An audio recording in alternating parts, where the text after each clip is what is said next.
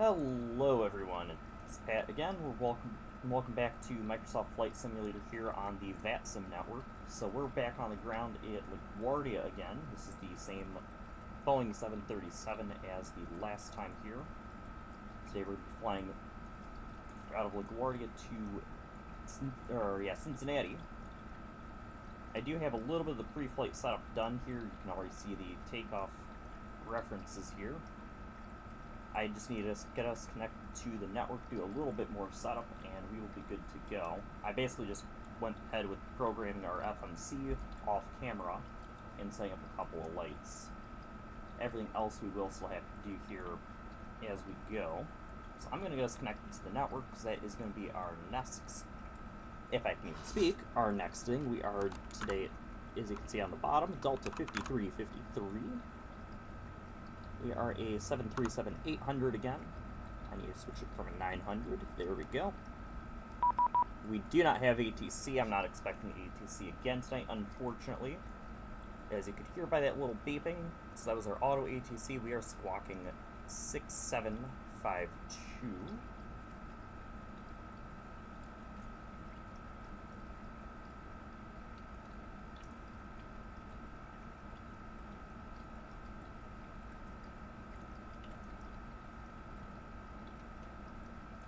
$67.52. Alright. So from here, I just need to work on setting up before we can begin fully doing start. Let's go ahead and turn on the chime. No, not the high. Packs will come off. I will go up top and flip a few switches up here.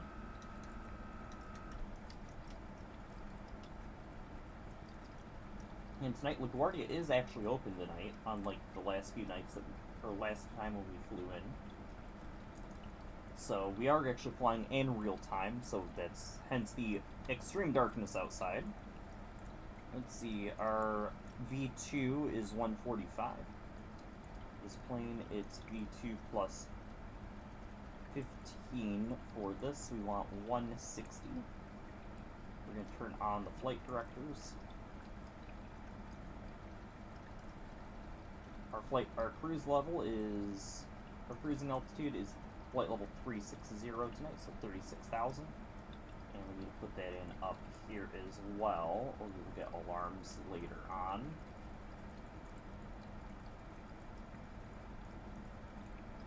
There we go.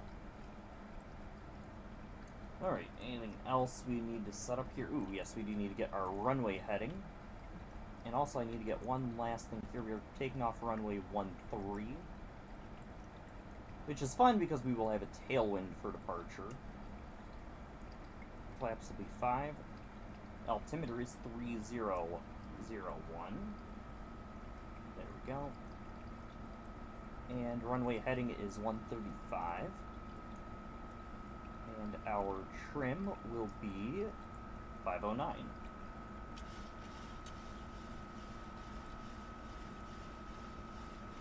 Just doing a little bit of preset here. Go ahead and get our parking brakes engaged.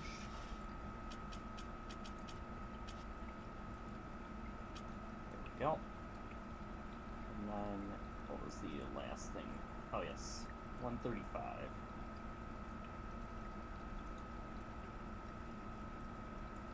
And then we will arm VNAV and LNAV. Hey, they actually armed.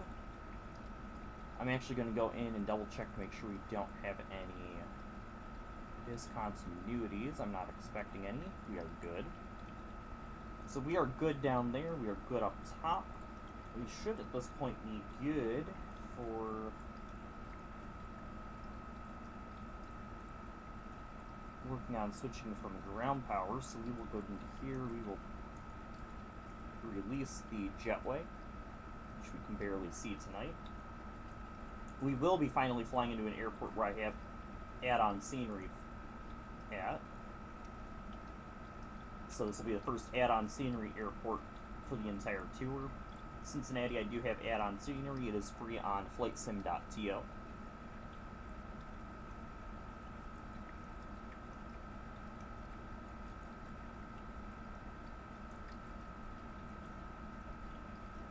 And I should actually, while we're waiting on the APU here, I should get our CTAF. CTAF for LaGuardia is 1187.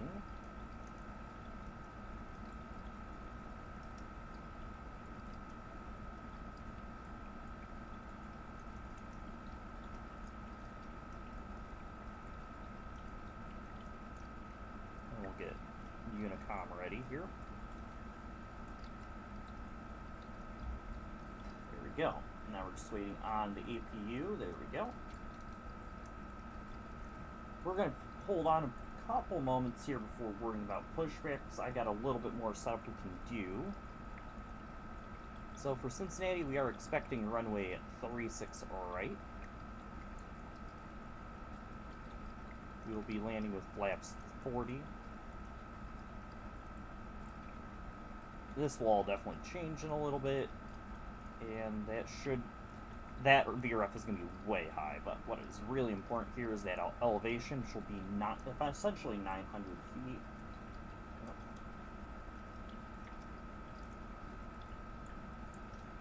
Take that off. Release the ground power, and we will release our chocks. We have no fuel in the center tank. That is good to go.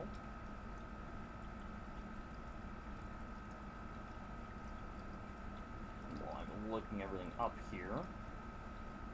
I'm just trying to double check a few things here. We are at gate 65. I'm just trying to look at our taxi here.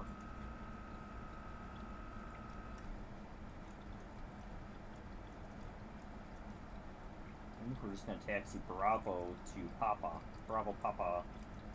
Hold it Papa. That'll work. So I'm going to pre-note that here. So it'll be Bravo, Papa. I don't know if 22's active. Which is the active arrival, please? Let me actually pull up LaGuardia. It's all actual ATIS here. Oh, so 13 is the active for both arrival and everything. So we'll just say 22. And I got that note preset here, so that way I have my taxi instructions ready. The reason I'm trying to do a few things here before trying to get everything, make sure I got everything cleaned up and set to go before we do pushback is technically my estimate off the block is in 4 minutes. So at 2:20 a.m. So I got a bit of time to kill here. I'm going to go and grab our ILS frequency for 36 right. I'm not necessarily expecting that to change. We'll actually put in that so I have an easier time getting that up in a little bit. ILS frequency is 11035. So we'll put it into both just in case. Good deal.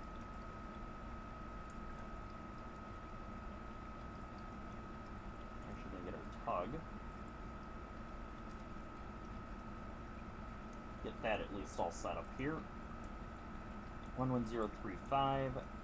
Minimums, we will do the radio minimums tonight. Because our minimums would have been 1096. Oops, I'm now overshooting the 200 barometric radio minimums for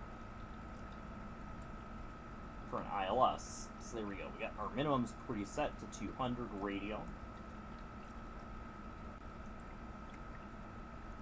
Everything is set up top.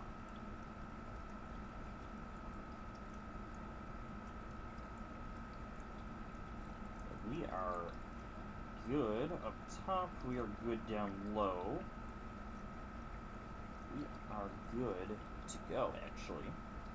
So we're going to push back a couple minutes early here.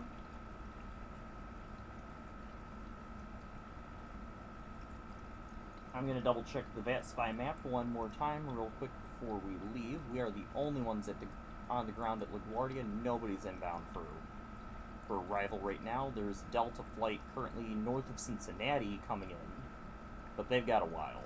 they're a good hour plus out, so we are not worried about them yet. So we will go ahead and make our call. We are gate 65. LaGuardia traffic, Delta 5353 pushing back at gate 65 facing north, LaGuardia. Cockpit to ground. Go ahead. We've been cleared for pushback and start. They want the tail to our right. Copy that, ready to push. Tail to the right. Parking brakes release, please. Let's go up top, so let's go ahead. Right engine to ground.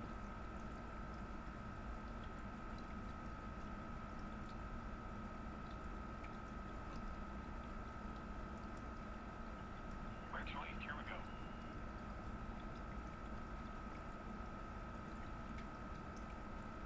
Engine 2 run.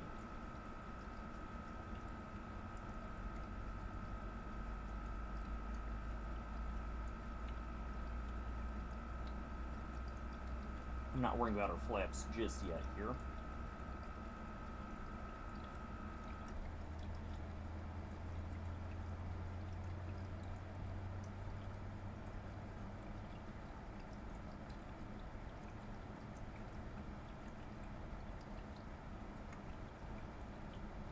Good start on the right engine. Right generator on. Left engine to ground.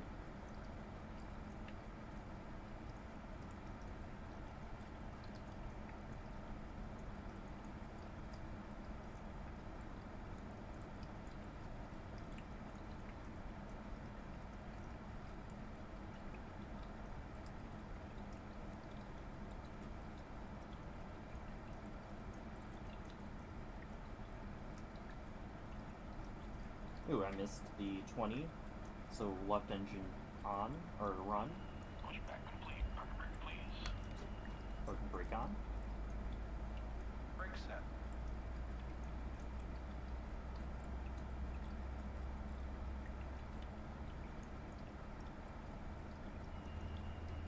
Alright, steering pin is disconnected. Watch for the slip release from guidance on your left. Helps if I turn these guys on.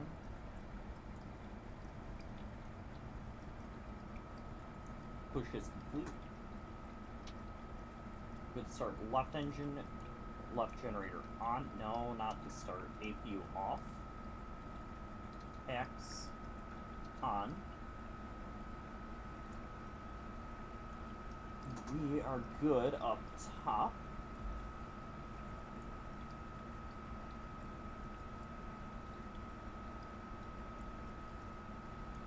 LaGuardia traffic, Delta 5353, taxiing to runway 13 via Alpha Lima Bravo, Papa, cross runway 22, hold at Bravo. LaGuardia. I almost missed the Alpha Lima, because we do have to go to Alpha first, and there's no direct, just go clean through to Bravo, so let's get moving.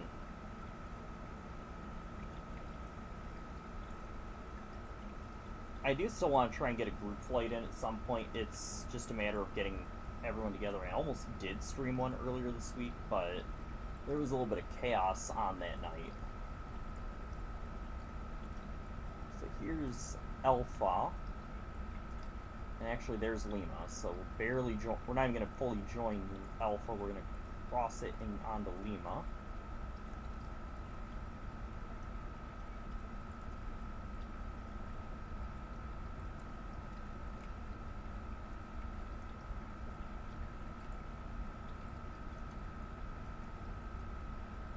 I also now have a bit more time on Saturdays, so I may actually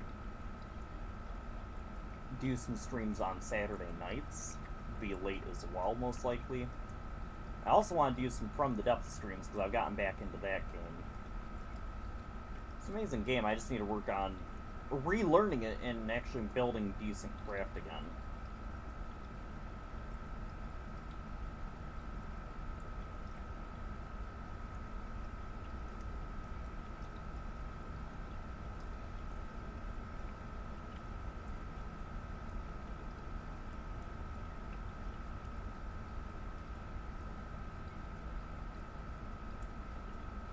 So we are just going to continue straight because Bravo curves around, Papa continues straight. We're not going to bother calling out that we're going to be crossing 2-2 because that is actually a closed runway. There also is nobody here today.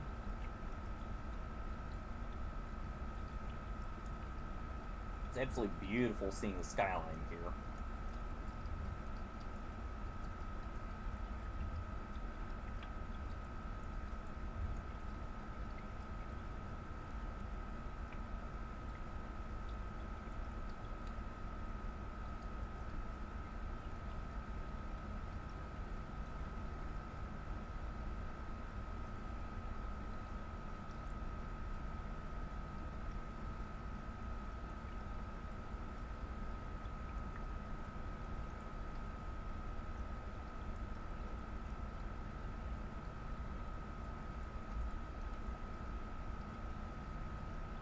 So we're already on Papa. Here's the other runway, which is closed tonight.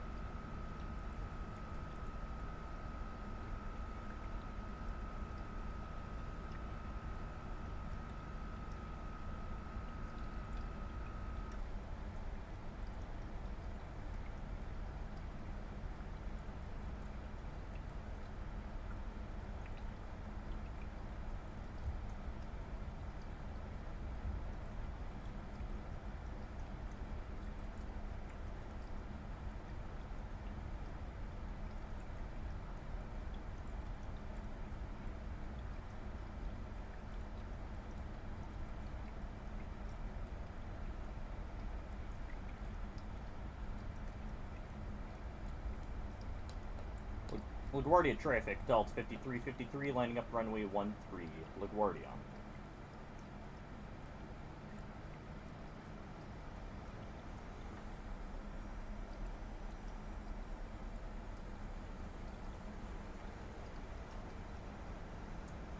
So let's go ahead and line up here, get ourselves ready for takeoff.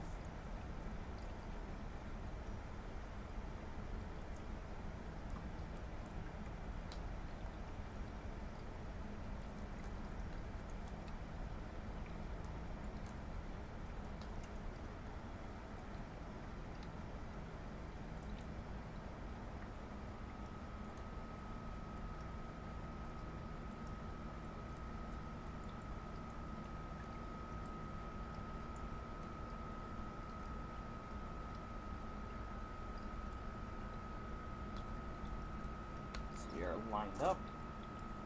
Auto throttle on, landing lights and runway turnoffs on, taxi lights off, strobe on,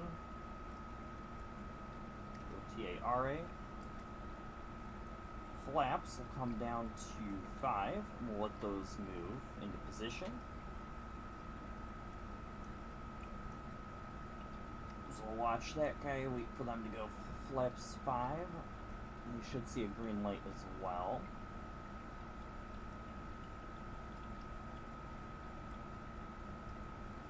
We got the green light early. There we go. Okay. Anything else to clean up top? No. We are good to go. LaGuardia traffic, Delta 5353, taking off runway 13, flying Gladman 8, LaGuardia.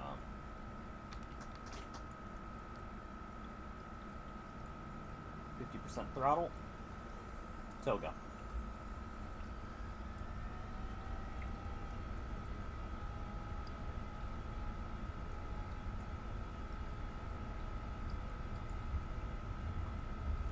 LNAV is disabled. Why are you disabled? Oh dear. That's something we have to actively deal with in a moment. V1, rotate. Rotate. Positive rate of climb. Gear coming up. LNAV did come online.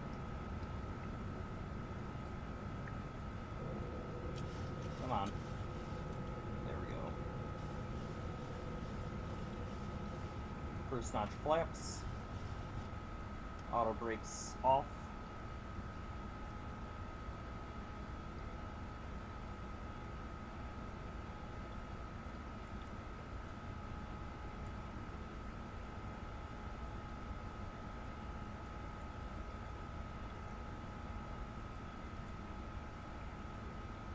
LaGuardia traffic, Delta 5353 through 2,000 feet, clear of runway 13, LaGuardia, last call.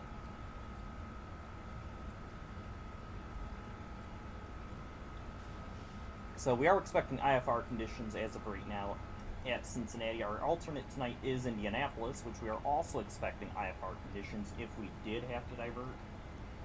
As of right now, I'm not expecting a diversion. We're going to go flaps, second notch flaps up.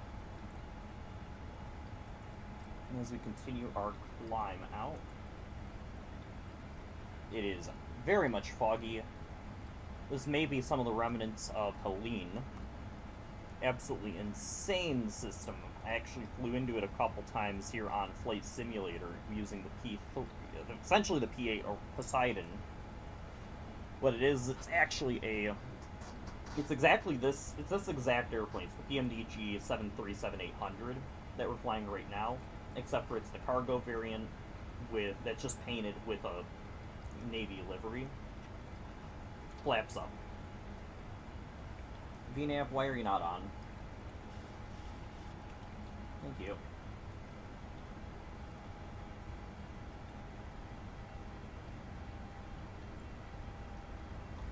It's a beautiful airframe. Overall, and actually the P8 Poseidon is quite literally just a 737-800. Well, I say literally just a 737-800. What the P8 Poseidon is, the P8A actually, it's a 737-800 with some of the structural components of a 737-900, so it's a bit more sturdy. It's got a bomb bay in the back end, and it has, instead of having the blended winglets or the split scimitar winglets of the 737 NGs, it has the raked wingtips of the 767s. So it's a kit bash of the 737-800, the 900, and the 767. We are going through 10,000, so landing lights off, runway turnoffs off, and we will take the logo light off at this time. And since we are currently on our outbound, I'm actually going to double check our FMC here, just to make sure we're properly programmed with our altitude restrictions. We are going to be doing the Colmes, so we're going to be flying the Gavin 7 arrival Colmes transition.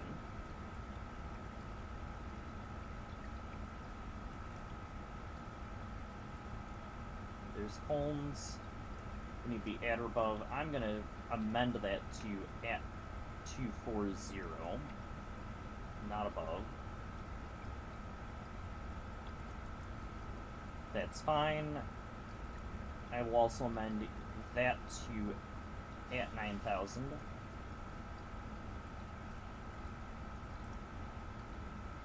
And then Kiak.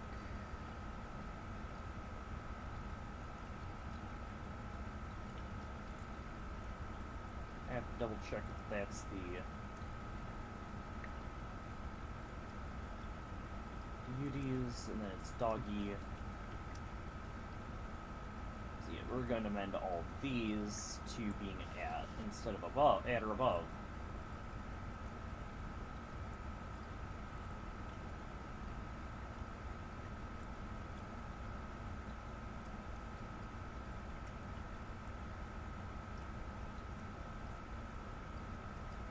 Bingo. FMC is reprogrammed. The reason I did that is, really, I would prefer not to have a crazy descent. Best way to ensure that your descent is as smooth as possible, especially if you have janky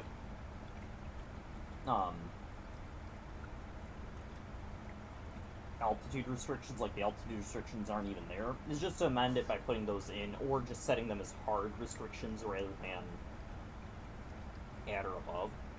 I can disregard the belows, because I can guarantee that this autopilot will get me to being at or below that altitude.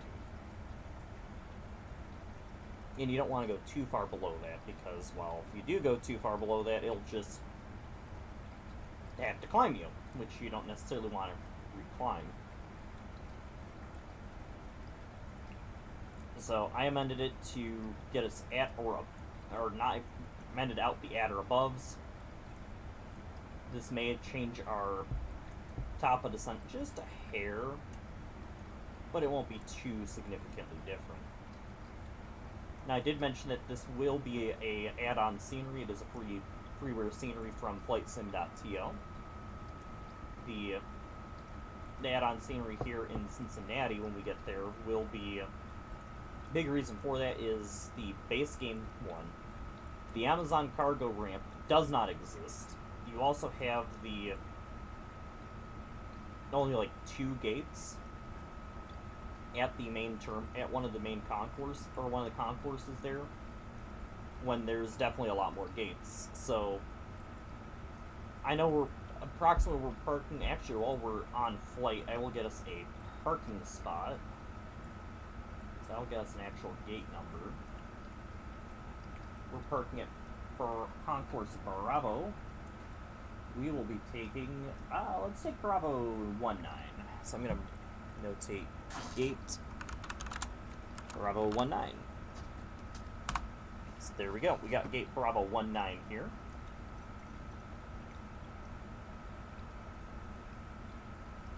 Oh dear.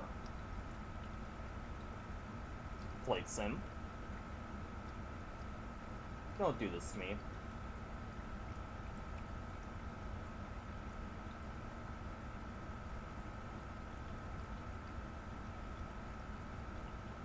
There we go. I'm actually trying to get myself a screenshot here. Basically what I'm trying to do right now is I'm actually trying to get a screenshot of every airframe I have. So we'll go God mode for a split second here, since this one only flies on air. Let everyone also see the livery for this particular airframe here. Grab up. You're not going to be able to see this. I'm actually grabbing up my main screen capture software. Grab my screenshot. Screenshot has been grabbed. I'll bring back VPilot. We will go back for real time. It's beautiful as clouds, but they're going to prove to be a bit of a problem here tonight. And we'll go back in here. And I don't expect too much of a problem. As long as we can see the airport at minimums, we'll be able to land it. So my normal 4 arrivals, if you guys have not seen this little series of flights here so far. Oop, and I missed 18 thousandths. There we go.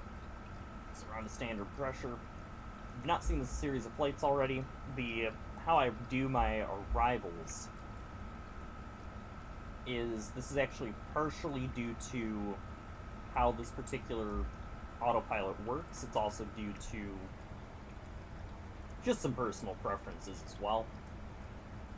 The quirk about how this autopilot works. The autopilot is not going to get you to exactly 2.5. It does know that you need to be doing it at no more than 250 knots at or below 10,000 feet. So it will try its best to get you at exactly 250 knots at 10,000 feet exactly. This is a slight problem because quite frequently it fails to do that. So we're going to arm our spoilers. We don't need them yet, but arming them will not harm anything. So, I typically on the descent will actually take... I will leave VNAV on, because that's actually what dictates our speed, is actually controlling our speed currently, both vertical and actual airspeed. But I will turn on speed intervention, which will personally give me control over what speed the auto throttle is set to. We will maintain our Mach number at the beginning of descent. Depending on speed restrictions on our arrival, we will either maintain 300 knots or a lower speed. Typically 300 is what I aim for. after that, I then do 10 knot steps, or reduce speed in 10 knot steps, about 10 nautical miles from waypoints. Typically try to do 10 nautical miles from the waypoints. Exceptions to this is where we do have speed restrictions. So like, I actually will bring up our, Navigraph here. I'll bring up our Navigraph charts. It's not programmed like the one I have off to my right here. So if we go ahead and grab week, we'll unload this, because this is last week's flight. Because I do not actually use the in the built-in charts here. I do typically use the actual charts app on my computer here. So we'll go and, yeah, we'll leave it as that map for now. The Gavin 7 is our arrival here tonight. So if you notice, I was pre-programming the FMC here. So JBiz, we will be at 240, or flight level 240. Gavin, I left that as is, because that's at or below. Udis will be at 9,000. We are not actually going to the Jotar transit. We're not going to the Bruise transition. We're actually doing the Doggy direction. So we'll then go to Doggy at 8,000. So I pre-programmed all of these to be at a specific altitude, except for Gavin. We have no speed restrictions, so we will actually be maintaining, we will go to 300 knots and maintain 300 knots through our descent. Although by the time we get to Udis, we will be doing 240. No question there. The question is, where do we reach 10,000 feet? Because that will dictate when we have to get to 250. By Doggy, we will be doing 210. So that's the two restrictions that I'm personally saying is 210 at Doggy, 140 or 240 at Udis. Then on final, here's our ILS chart. You can actually see these are the actual altitude restrictions. What's fun is some of these it'll say at or above in the FMC. I've hard programmed these to be at. You can also see our minimums here. Our minimums are on the left. They are the ILS. We have 1096 for Barrow, 200 for radio. We will be doing radio minimums tonight. And then 11035 is ILS frequency, which was already preset now. So we are good to go with this here. I'm going to go ahead and close that. I just have the charts set up here. We will go ahead and verify pressure at Cincinnati.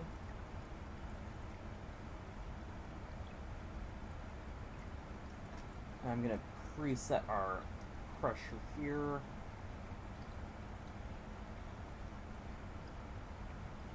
There we go, we got our pressure preloaded. That will just make it a little bit easier. I don't expect it to change too much, but you never know.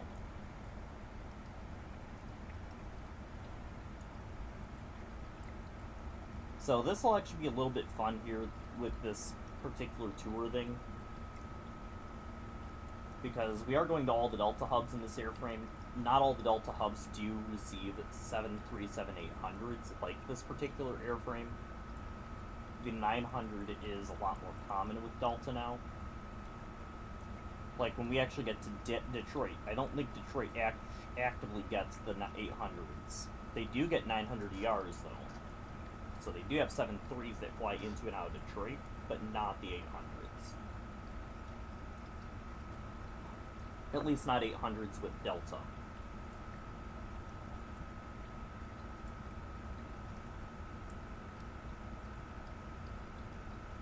So we are about 30 miles from top of climb.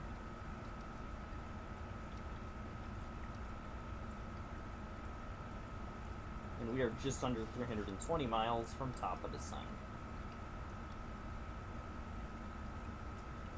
I want to make sure we at least get some cruise in here. I've had flights where there's literally no cruise, so...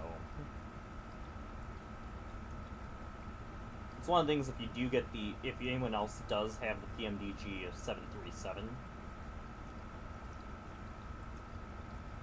if your flights ends up being less than about an hour, good luck getting to a reasonable cruising altitude unless you force your cruising altitude to be at something like 25,000 feet. Been there, done that, and even if then you don't get much time to cruise at that kind of altitude. With that, or well, that kind of cruising altitude. So...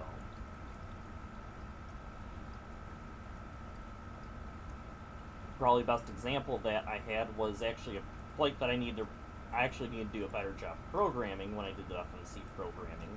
It was from Atlanta to Charlotte in a 737, I believe 800. And, well, I think my cruise altitude was flight level 270. Never got there. I think I terminated my climb at 250, and then immediately was on. I never actually had a cruise. I went straight to the star and began descending. Technically, the SID and the star overlapped each other on that flight, which was the crazy part.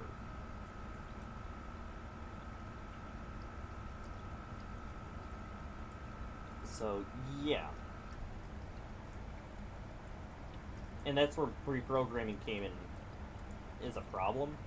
Because when you are so used to programming the FMC, to have a SID and a star with transitions, yeah. You end up with flights like that are too short for the SID and the star to both have a transition, because they overlap once you include the transitions, that you actually have to tell one of them you don't have a transition. Otherwise, you end up with this weird, I'm going to overshoot my transition, turn around, pull a full U-turn, go back to the transition, pull yet another U-turn, and go back onto the star.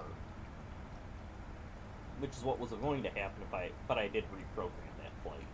Mid-flight, at least.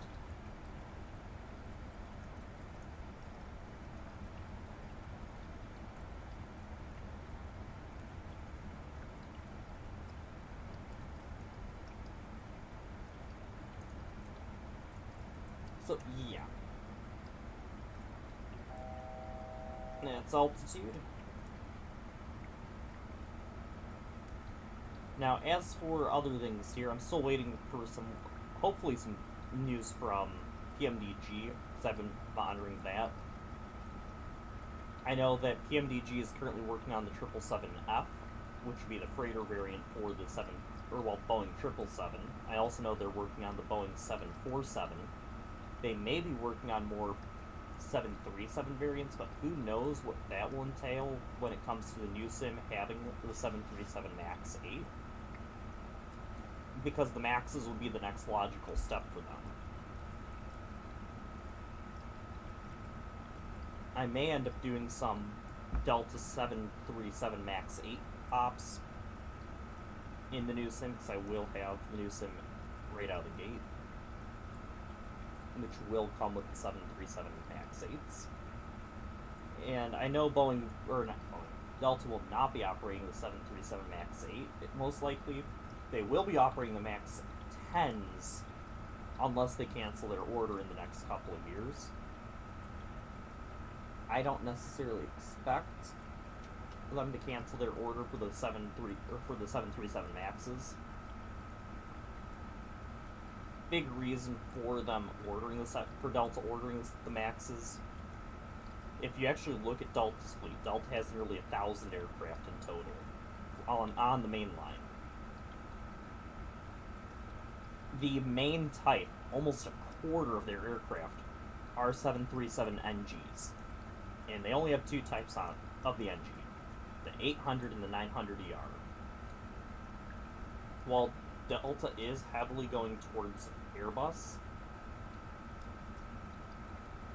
Why would you get yourself in a spot where you have to retrain a huge portion of your pilots for a new airframe just because you want to change manufacturers? It makes no sense for them. Their best thing is just to order a whole bunch of Maxes to replace their aging NGs. And that's what they've done. I don't think they're... I'll actually look it up real quick here.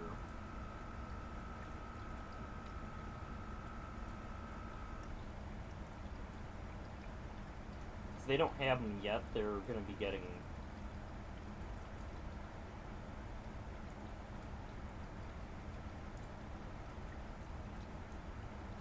They're going to be getting them in like 2 years still. Yeah, their current fleet is 994 aircraft. They also have another 305 on order. The aircraft they currently have, they have the A220, both the 100 and the 300. They have 74 of the 300s on order. They have A319, the A320, the A321, as well as the A321neo. They have 91 321neos still on order. They also have multiple layouts for the A330-300, or no, they have the A330-300 and 200. They also have the 900 neos, 9 of which are on order. They also have Airbus A350-900s, including 11 on order.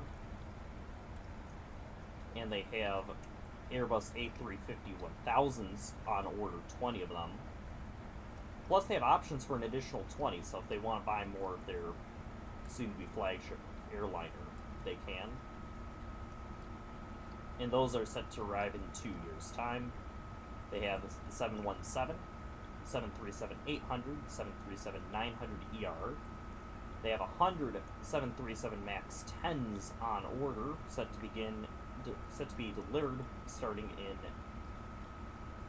2027. They also have the 757 200 and 300, and the 767 300ER and 400ER. They also previously operated the 777 and the 74, so yeah, they got a lot of planes. But yeah, it's, as of right now, we are flying this to Cincinnati. We are at cruising altitude already, so we got a little bit of cruising time here.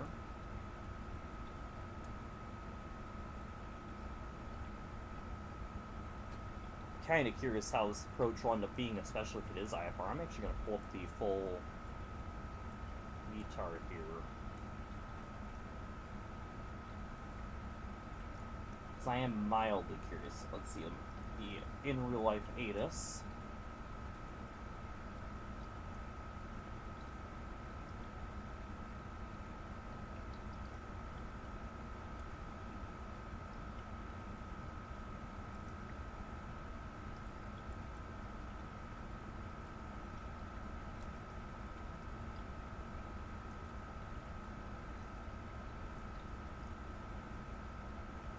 Center is closed, that's fine with me.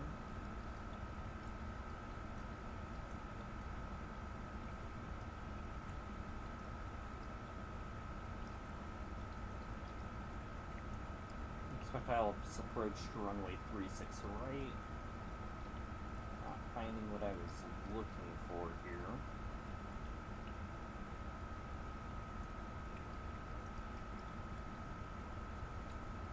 Ah, 6 statute miles, okay. Yeah, visibility is 6 statute miles with mist. Okay. So it will be a little bit interesting in Cincinnati. Hopefully it improves a little bit here. Because I'm pretty sure this is still the remnants of Helene. Area absolutely needs the rain. The good news is we're not in an area like, well, I'm glad we're not in Raleigh at this point. Raleigh would have been terrible after Helene, even during Helene.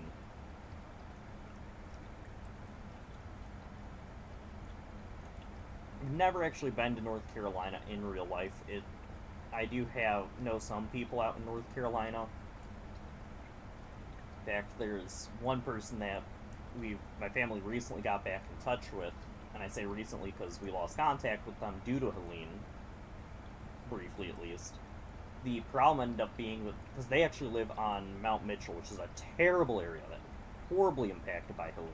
They're okay currently, but it's going to be a while before they get reconnected to everything down there, especially in that Mount Mitchell, like, Asheville area. What ended up happening out there,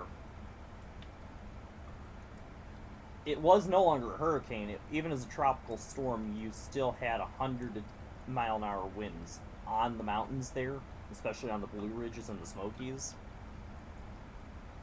And that's part of what caused it to be so bad up there. You also had a system that just moved through and dumped some rain in the area, so you already had a saturated ground there. And you also then added an extra about 30 inches of rain from Helene itself, on top of saturated ground. As a result, you had a lot of runoff. You're also talking about mountains, so you've got valleys with very little space in there, trying to funnel all of this rain, 30 inches of rain, plus what had already fallen, into these narrow valleys. In addition, you have multiple dams in the area, which had reservoirs already swollen from the rain that had previously fallen, plus you had the saturated ground from that rain that had previously fallen. So some of the dams have been bursting. I know earlier tonight I heard that, I think it's Beatree Dam, they were evacuating because that one was about ready to burst. End result, last I heard, US 19, US 19E are basically non-existent in that area. They were swept away in floodwaters. There's over 100 dead, last I heard. I think it's over 100 dead in North Carolina alone. And I'd have to go and look up the one county, the one where Mount Mitchell itself is. But I think there were somewhere between, at least depending on which report you heard. The more recent one I've heard said 50 dead, but the other one said 40 dead. And you also have, in North Carolina alone, at least 1,000 people missing. I have a very big concern that a lot of these people that are missing in North Carolina are actually going to be in these really remote mountainous locations that are impossible to reach right now. How many of them actually were on the grid and had the resources on hand to be able to survive for potentially weeks or months without any access to the outside world? It's going to be really ugly once we get into those areas. The good news for the person that my family's been talking with is that for her birthday this year, she got a brand new iPhone. Because she upgraded to a newer iPhone, it has SATCOM capability. That is how we've gotten into contact with them, at least. That is something I would absolutely recommend, especially if you're in an area that is prone to something like a hurricane. Make sure that you don't just have a smartphone. Make sure it's one that has capabilities like some of these newer iPhones, like the 14, the 15, the 16. Make sure it's one of these that has SATCOM capabilities, because you never know if the power goes out, or the grid or the cell phone towers go down, if you need to be able to reach something. Having satellite capabilities will help out with that, because that's a lot harder to have go down. In addition to that, make sure that if you do have a satellite-capable phone, such as, like, again, I know the iPhone's more myself, at least, which ones have that capability, but if you have one of those, even if you don't, make sure you have it. fully charged before anything like this happens. The best thing you can do, especially if it's something like a hurricane, is just get out of the way. But North Carolina, I fully understand why a lot of these people were still in the path in North Carolina. You're hundreds of miles inland from where it's going to make landfall. It's not going to be too bad. That becomes the problem with hurricanes. It is very difficult to predict if they will actually disintegrate as quickly as you might think, or not. Especially after landfall. Like, I actually live in the Great Lakes region.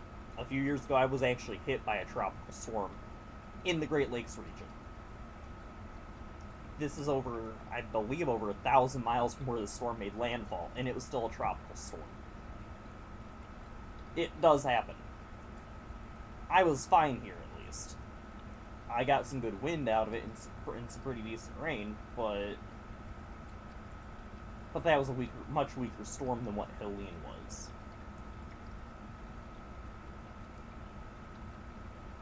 So, yeah. Next time I'll probably end up flying next hurricane, I don't know when we're going to have the next one that I can actually fly into. I'm actually going to bring up while we're flying this here. I'm going to actually disable track IR for the moment. And I will actually bring up the NHC here, because there are 3 storms still. I'm not too worried about Isaac. Isaac is way out over the Atlantic. I do have 2 P3 or P8A liveries for Flight Sim here. But one of them is in Jacksonville, the other one's currently in Cancun, because they both flew into Helene. Isaac is way out out near the UK currently, in Ireland, so I'm not worried about that. Let's see, there's also Joyce. Joyce is the middle of the Atlantic, 50 degrees west. There's nothing out there. I'm not going to be able to fly into that. Tropical Depression 12, that will depend on where it ends up in about a week. It is currently out, as I said, it is a depression. It's out about 30, a little east of 35 degrees west. So it's way out west of the Cape Verde Islands. But it also wants to start recurving a little bit faster than I would want if I was going to be trying to fly into it. Otherwise, I would consider doing, sometime during this week, a ferry mission of one of my P8s out of Cancun or Jacksonville, and get it into the Lesser Antilles, like Puerto Rico. There are definitely other storms possible. I see if there's another one currently developing, or potentially developing, in the Caribbean. And then there's another one developing out near the Cape Verde Islands. In fact, the one in the Caribbean is developing in the same area as Helene, potentially. So that's something I'm going to watch out for. I do watch out for this a lot. I do have some work I do with areas that can be impacted by these storms. And, well, if you're not familiar with me, meteorology is my actual area of expertise. That is my specialty. So, I'm absolutely going to follow it. In fact, every year I typically do go storm chasing right now, so.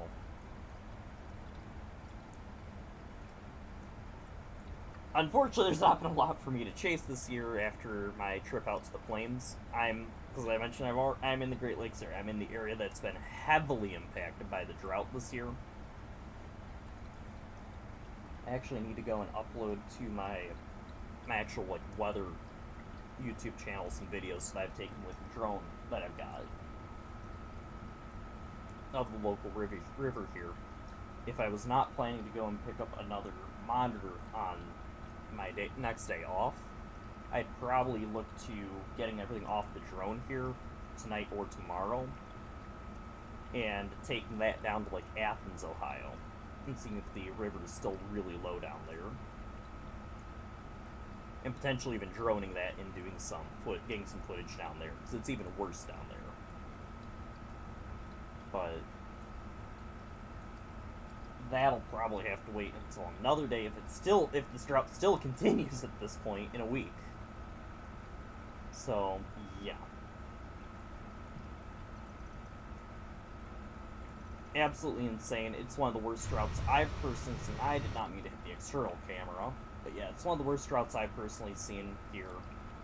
I know it doesn't even hold a candle to droughts out west recently, but well, I don't get to see a lot of the droughts out west. I do get to see the droughts here though, and I've never seen anything like this. What was my bottom of descent? I'm just presetting bottom descent before we reach the top of descent at least. So that'd be 2,400 feet.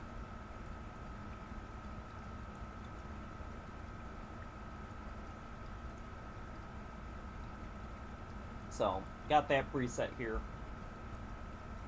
As I did mention, I'm planning to go and pick up another monitor here. So basically my goal with this setup I'm using here is I'm hoping to, I don't think I'm going to do it by the end of this year, have this computer replaced.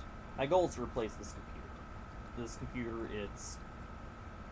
at this point, you actually can find the specs on all my videos on YouTube. I don't know if I have them still posted. If they are posted on Twitch, they are not up to date anymore. The graphics card has been replaced, and I think I've got slightly better memory. But the memory might still be, I might have very basic information on the memory. The specs on the most recent stream VODs on YouTube are correct, though. And for reference, this CPU is about 7 years old. Still works fine for everything today. I will be fine with Flight Sim 2024. I'll be able to run that quite handily. But the CPU is going to be starting to push it. I'm actually considering completely ditching the Intel platform altogether. I'm not as bound as I used to be. The manufacturer goes for a lot of computer hardware. They're no longer doing graphics cards, which really saddens me, because I really love those cards. I do still have a couple of them in my room here. They also aren't doing, as far as I've seen, they've not had any recent motherboard releases. They did have an AMD run, but they've not released any new AMD boards since that initial run. They're still doing a lot of power supplies, though. So I'm not sure what'll happen with the next generation of motherboards and CPUs that comes out, if they'll do another AMD run or not. Because if they do another AMD run, I'm definitely sticking with them. If I can get one that meets some of the requirements I want. Basically, the requirements I'm having for the new computer has to have a motherboard that's capable of at least 3 M.2 SSDs. Also has to be capable of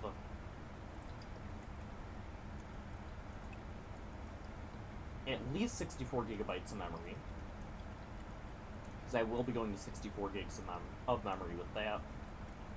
That's really it for the motherboard. CPU, I'm not caring too much. It's just going to be whatever's cheaper than the CPU, or than the graphics card at this point. I will be water cooling it. Going 64 gigs of memory minimum. AMD or Intel does not matter. It just depends on what I find available. If I do go AMD, it's probably going to be an X3D. And beyond that, it's really not much else I'm requiring on it. I've already got one of the two, or at least 3. And yes, I will have at least 3 SSDs in this new rig. I've already got one of them.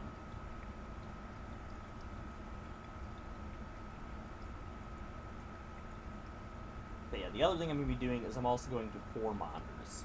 I'm also trying to get 4 identical monitors. I've already got 2 of them. I also have a 3rd monitor, which is still one of my old ones, which was never matched with the other 2 that I had at the time. So that one will be going soon. That's going to be the last one I buy, is going to be that one to replace the 3rd one I've currently got.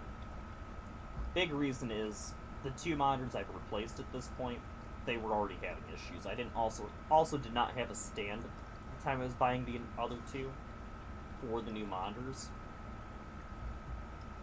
Now that I've got a 4 monitor stand for 27-inch monitors, I'm going to get a 4th one before I replace the 3rd.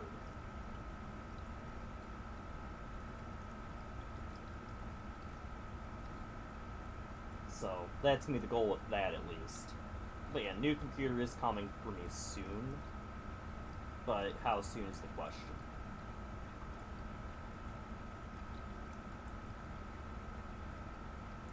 Because yes, see, these computers are not necessarily cheap.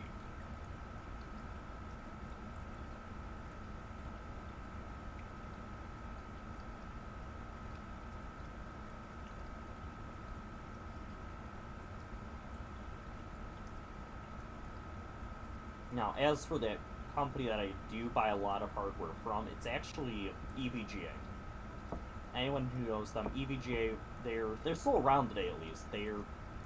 For the longest time, they were one of the best NVIDIA graphics card suppliers that you could get. They made very good products. They also were very good at customer service. Could not recommend them more while they were producing graphics cards. Sadly, they stopped a few years ago after the 3000 series. They also made, I don't know if they're still doing this though, that's the one part I don't have full information on. They were making Intel motherboards. So that's motherboard I have right now is an EVGA. They also make graphics cards, which I do, or not graphics cards, power supplies, which I'm right now running. They also make peripherals. I do have a EVGA mouse, but that is it for their peripherals.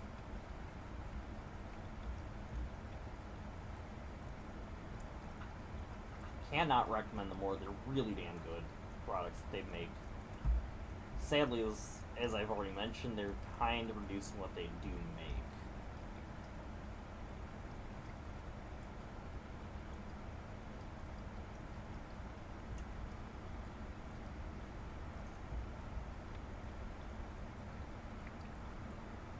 So, yeah. They did briefly, as I said, make AMD's motherboards. But I've not seen any more on that lately. I'm going to check to see where we are compared to our top of the sun. Really, our top of the sun is that close to JBiz. That's still about 40 nautical miles away from JBiz, so 10 nautical miles, that's what we want.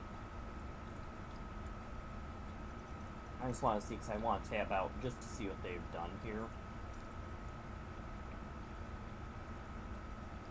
It's not something I've looked into a lot lately, just because they've kind of been a little lackluster with what they've been releasing.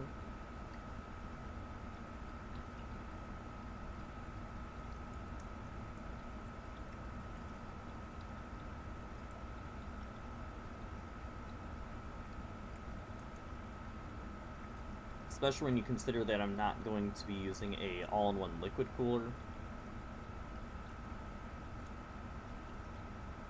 Yeah, they don't even have AMD motherboards on their website anymore. They still have the power supplies all the way up to 1600 watts. They have the Z1 or Z790 motherboards, their keyboards and their mice and their capture devices. I do have a capture device with them. I just do not have that hooked up because I do not do a lot of console gaming. I absolutely could stream console games from my Switch if I wanted. I'd have to get new copies of the games I have, or new copies overall, because I'm not reselling any of the games I've currently got. But I absolutely could do that. It'd be something that'd be possible.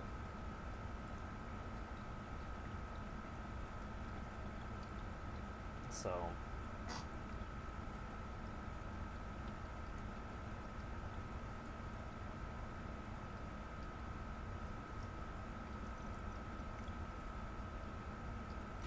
And I did it again. There we go. So yeah, some things I do want to do. I do need to do some midweek streams, but it's just a matter of finding the time to do so. Probably work on some From the Depths stuff. I need to get back into that some more. I've been doing a lot of the custom campaign. It's the Steel Sovereigns campaign in that, which is as I said, it's a custom campaign off the workshop. I'm using a lot of the stuff I've previously built, and I'm modifying the stuff I have already to be a bit more competitive in that campaign. Been doing fairly good in that until earlier tonight while I was playing it. The problem I had earlier tonight, I ended up deciding to take a heavy cruiser and an attack plane against essentially a fort, which was more than just a fort. It also had, let's see, it was a pirate fort. Literally, it was a floating city with what it looked like a cargo ship, some flak barges, and some, like, immobile heavy artillery. I was like, okay, this will be easy. I'll put my APSs set to fire on the heavy artillery attack plane. You hit that with laser guided missiles. We'll be all good to go. And then I see that the cargo ship is lobbing tons and tons and tons of missiles at me. This is a problem because these missiles have proven to be very destructive to me against my ships previously. I've not brought a heavy cruiser against them yet at that point, but they've been proving problems for my bombers, of all things. My bombers had previously been absolutely eating shipping alive prior to meeting other ships that fired these missiles. Yeah, those bombers have been eating everything alive. So I end up going, okay. I pull back, come back with 2 bombers, an attack airplane, and 2 destroyers. And these destroyers are guided missile destroyers. I forgot that they all had weapons turned off. And also the attack plane was in the water, so it did nothing ever. So I end up getting my destroyers absolutely destroyed because they don't have point defense. These are very early missile destroyers, which are all about offense. If it had not been for the lack of point defense, or actually if it had not been for me forgetting to turn the damn weapons on, probably would have actually wiped out the opponents. That one missile ship, that one freighter would have probably been dead. Because it took a hell of a beating. But it did not work out well.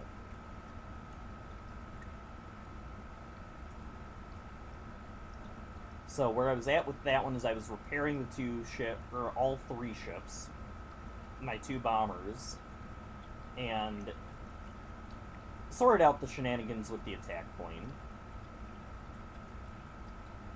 I'm probably going to have to get even more stuff to fight that. I'm probably going to have to get a light cruiser, which means I have to figure out why those things are not floating properly. Although those are terrible. I might just bring an aircraft carrier with point defense. Because I do have an aircraft carrier with point defense. I may even bring a battleship. Because I do have a relatively cheap battleship with point defense as well. I would love to bring my rail-assisted battleship into that fight, but no.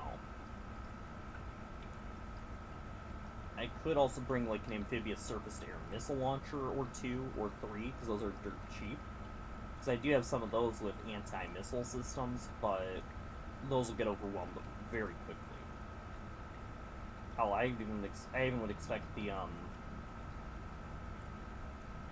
battleship, the cheap battleship, to get overwhelmed quickly in terms of point defense. So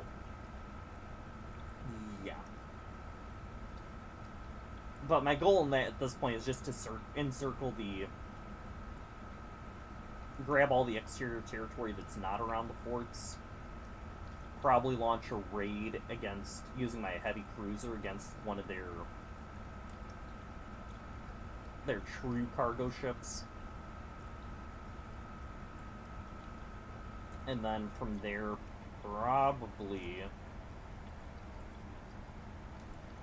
probably finally focus on that blasted cargo ship that, I say cargo ship, it is literally just their cargo ship, which is actually a fortress, a harvester. When I say cargo ship, it literally is designed to look like a cargo ship with a whole bunch of containers on top, but it is actually a harvester. Probably finally go after that thing.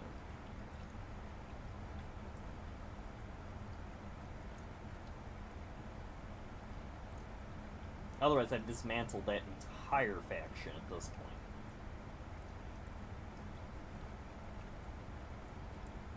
Although it's been fairly expensive because they just keep sending lots and lots and lots of freaking flamethrower biplanes at me. And those things can't do anything. When you are centered around air power and missiles, it's kind of hard for them to do things. I should probably work on upgrading my fighters, because I do have better fighters, and I do have money for them at this point. It's just what I've been doing is technically running as... I might restart that campaign overall in a minute, or next time, though. I want to work out, like, a quote-unquote tech tree for me. I'm gonna do that. I'll probably do that tonight after I get parked up. Work out what I have and see what can work as like a tech tree.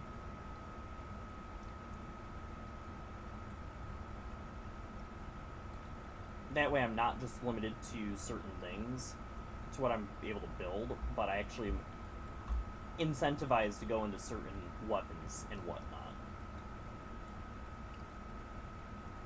I'd almost find that to be interesting. It'd be kind of interesting to see how I want to work it, for how I get those. I'm probably going to do it based on commodities.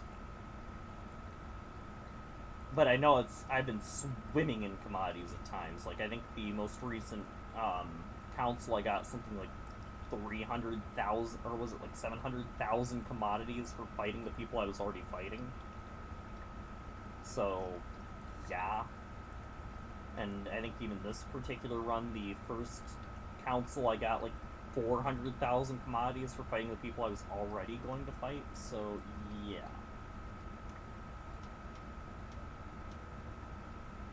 I might also lay out which of the factions give me certain technologies, but I'll have to look at their craft in order to see what they specialize in order to make it more reasonable. Like, if I get really good with, like, I think it's the SU, I don't remember exactly what they're called. They're basically, essentially the Soviets. I'll get pack technology. I don't have any pack craft, though. I don't have any of those. I don't have any particle cannon craft, but I could theoretically use a pack craft. Well, actually, at one time I did have a really cheap pack ship, but it was really terrible, and it was really meant for, like, starting out of the gate. Because it was meant to be cheap and easy to build. Well, sorry, it was meant to be cheap and potent at the time. So we'll go auto brakes 3 as we approach top of descent. We do have our fastened seatbelt lights on. Everything else up top is fine. Down below, we are good to go. Do I have the... I do not have CTAF first, and see, nobody's online there, so we're going to go CTAF. KCVG is 118.3. It's actually a very easy one to change over to.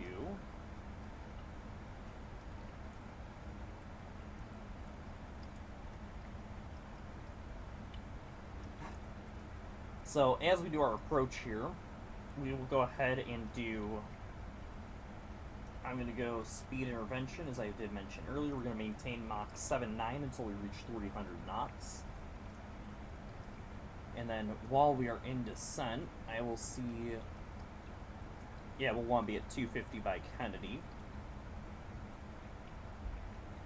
So, 260, 270, 280. We're going to go to 290 knots.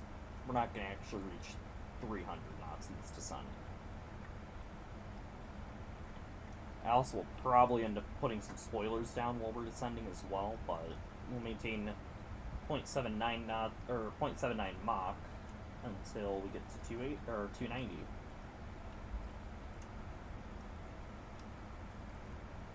And here goes our descent. And then once we do pick up DME for the ILS, we will switch over to CTAF. I don't expect anyone on the ground, but we do still have to do our advisory calls.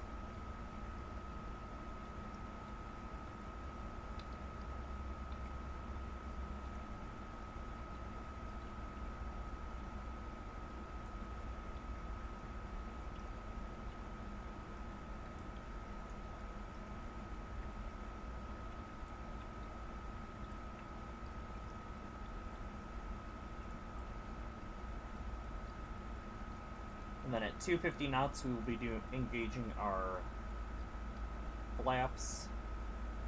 The other reason I do that's actually the other reason I do speed intervention on the descent. This autopilot, it does actually have detents, or speed bugs, that it wants to maintain once the flaps are deployed. So it wants to actually do like 180 knots at flaps 1. Despite the fact that you can actually do up to 250 knots with flaps deployed. At least flaps deployed to 5. But if I went to flaps 5, it's not going to do 250 knots. It's actually going to do something like 160. Or something ridiculous like that. I want to be going a hell of a lot faster than 260 knots at flaps 5. So we will be doing speed intervention, so we do maintain reasonable airspeed on the approach, even after we start deploying flaps. And actually, if we come over here, at 210 is when we'll go flaps 10. Flaps 15, anything on the right side, so flaps 15 and beyond, we do actually need to have gear down, otherwise we will get landing gear alerts.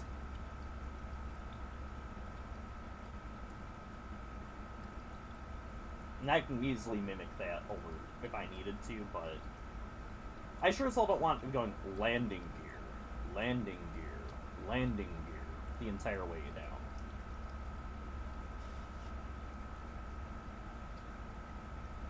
So we will not be going flaps 15, and that's why you see me typically go flaps 15 on approach.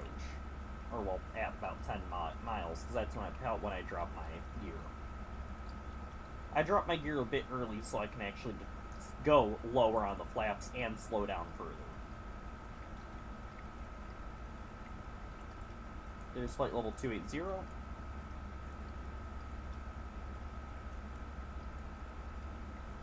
As much as there's the programmed flight level 240 at JBIS, as long as we're above that altitude, at or above that altitude, we're fine. So I'm gonna go set you flaps 40. You all are operational for reversers.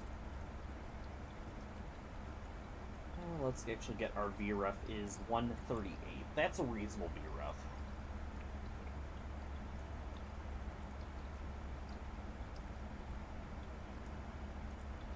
It's vastly more reasonable than be like 200 knots or whatever it was, or well, not 200, but like 150. Yeah, 134. Perfect. That's actually a reasonable VREF.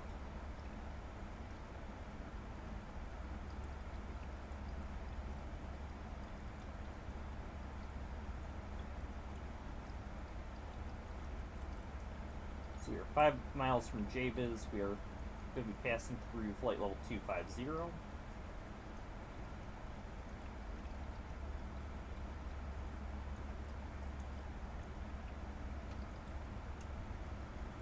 And deploy our speed brakes here just so we have them.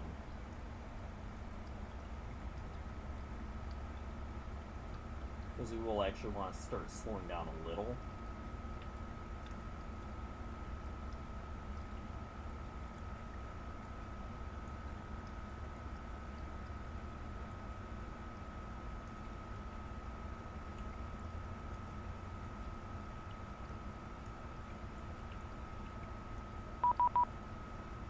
What now?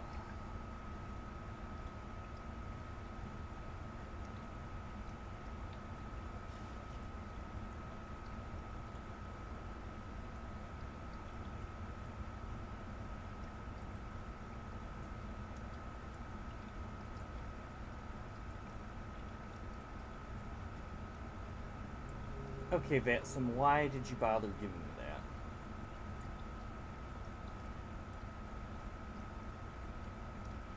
Because it just told me that it may give me instructions.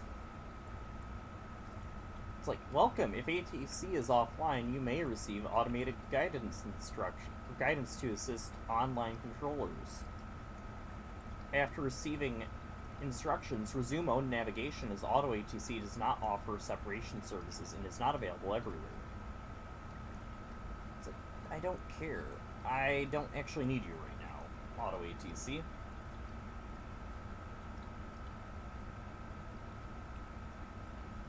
We're not going to worry about that UPS flight. They're not actually going to be a problem.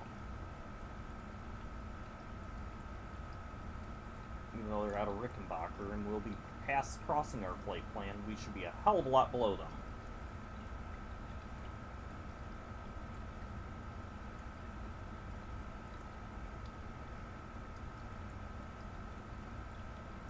I was half expecting it to be like Indianapolis Center would just come online and want me to contact them. But no, that's not what it was.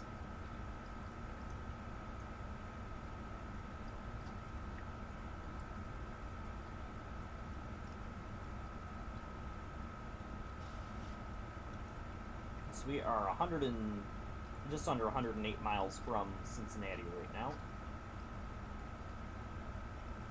Can't see anything beneath us because that's going to be our good old friend Helene.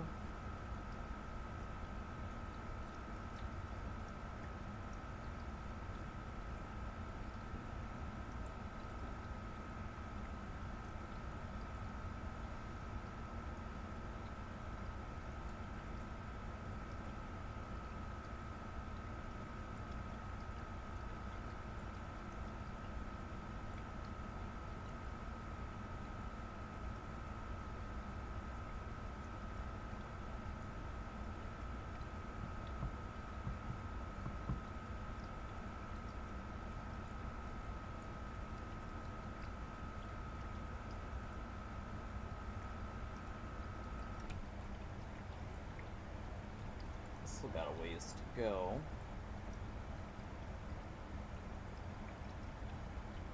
Let's read the speed already. 280.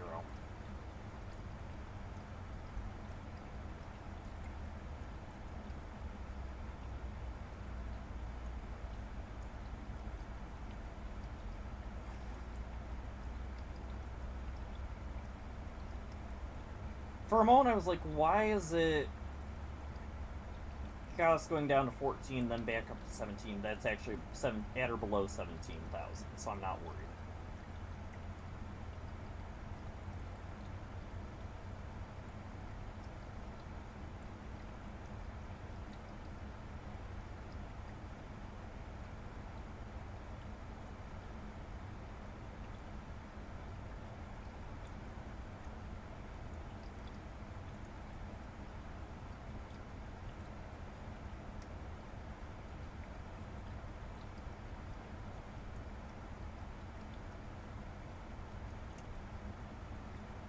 Because yeah, our next altitude restriction is Gavin.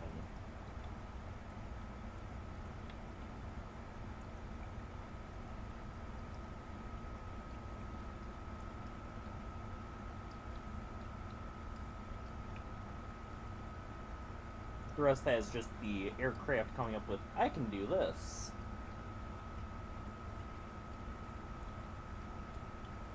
In order to meet these restrictions, so.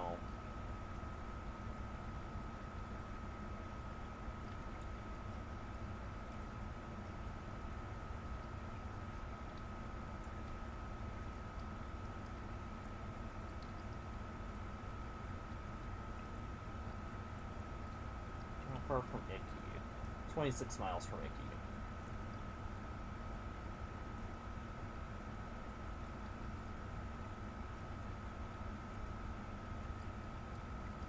Starting to get lights down below at least.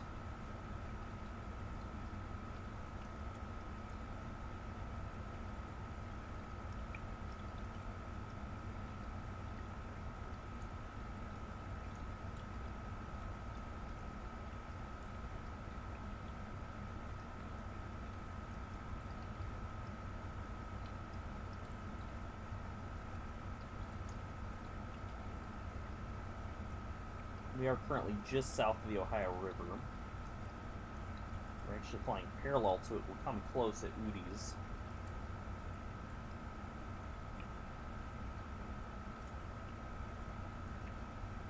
So we are below 18,000, so we're going over to local pressure.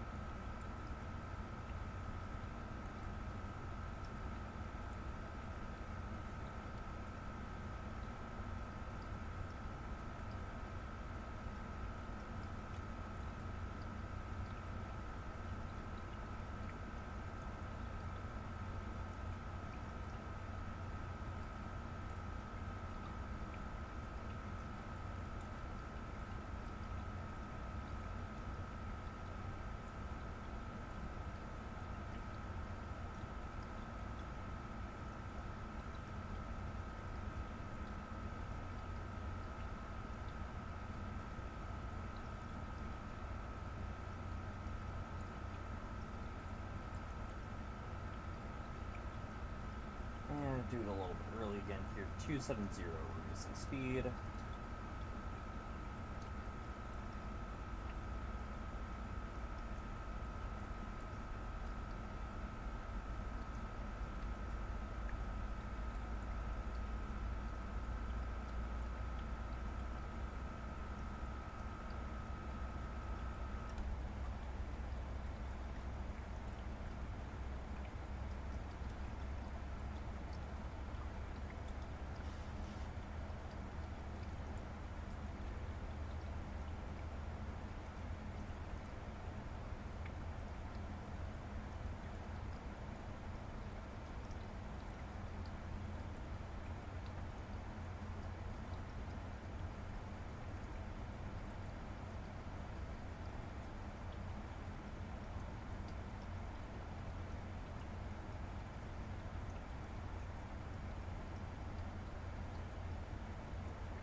There's Icky coming up, then we're going to direct Gavin.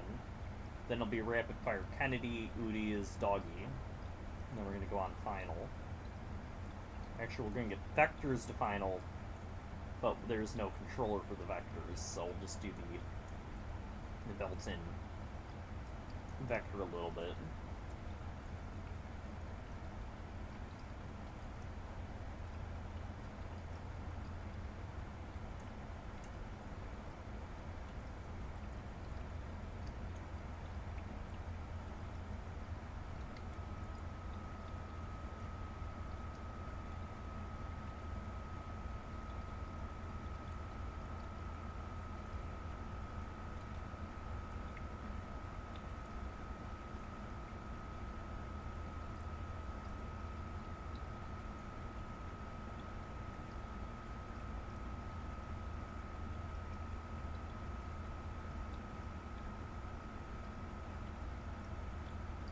you can see that rapid fire. It's going to be 22 miles to Gavin, 5 to Kennedy, about 7 to Udi's, and then 13 to Doggy.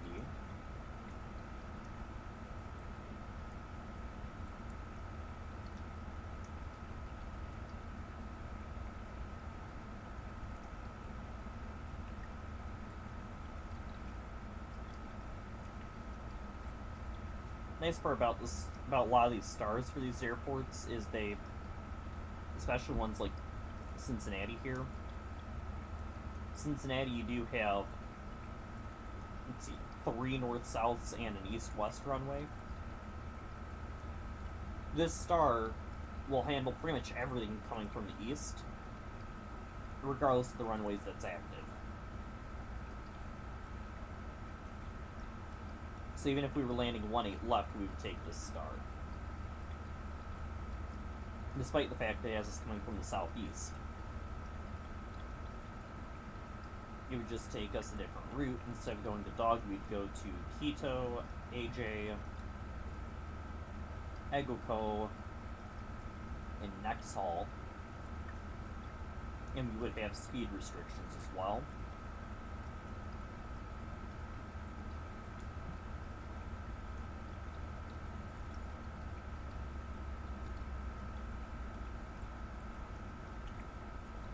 Or if we were doing, say, landing on 2-7, we would go to, from Udi's to Bruce. Or we could go to, from AJ to Mapuche to Flut, if we were landing from the west.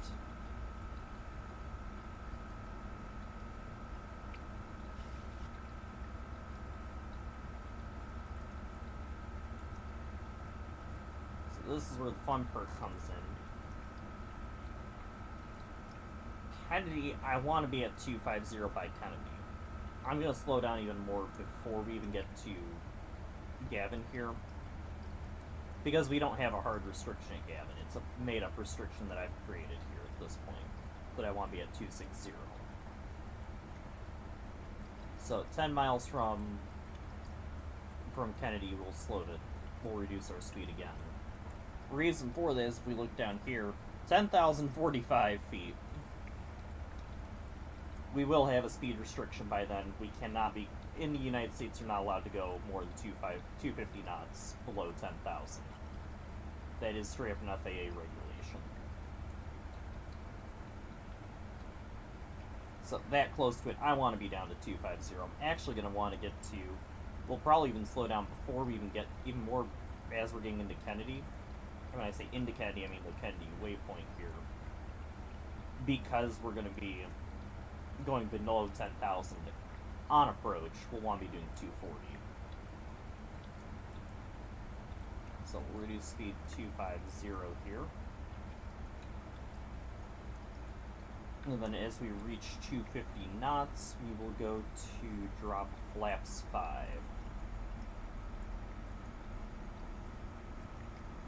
We're now we're actually less than 50 miles from the airport.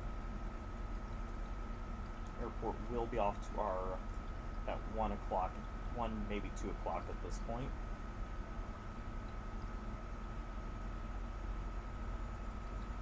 If it wasn't for the cloud cover that's likely beneath us or nearby, let's actually go God mode for a split second just to see. Yeah, that's what I figured. It's clouds that's preventing us. We would be able to see the city that is Cincinnati if it was not for all that cloud cover. So about 10 miles from Udi's, we will reduce speed again so that we were at 240 by the time we're there.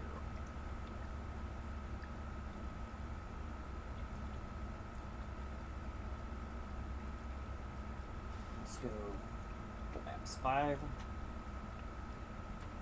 And let's reduce speed.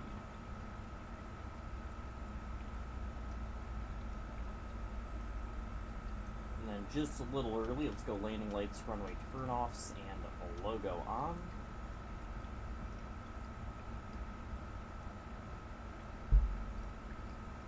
And we are set for our approach. Let's also bring down this HUD so we're ready for that. Because we will be using the HUD again tonight to land. If we can get visual, that is. Even if we don't, I'm still going to take manual control on short final. My goal is to take manual control about 5 miles out if we have visual. If not, we'll go short final with visual. But we are flying the ILS.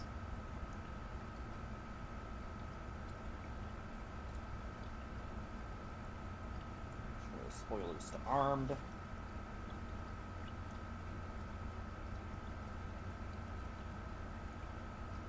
Oh, we don't even need to do the flim transition, so we won't even be worrying about flim.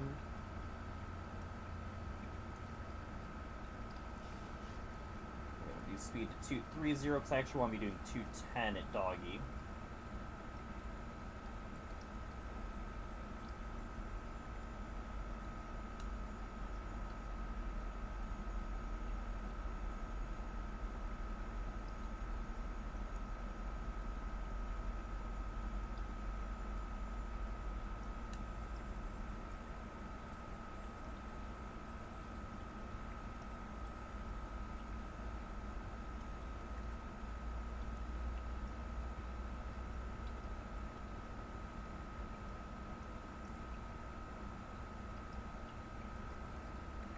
Go ahead and drop it, reduce it to 220. And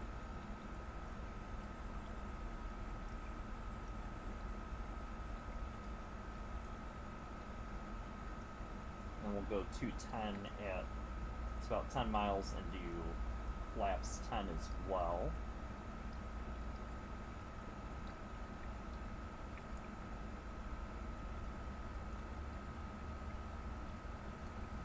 Yeah, we're gonna just get rid of flim here because that's actually going to be useless. Let's see, that is the fall mouth. So FLM, that's fall mouth. Yeah, foul mouth is like down there. So not useful to us. Reducing speed to 210.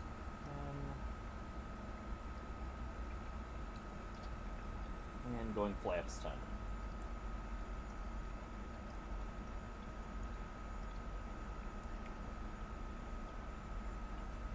So now we're just waiting on picking up the DME. We are just under just under 29 miles now from the airport.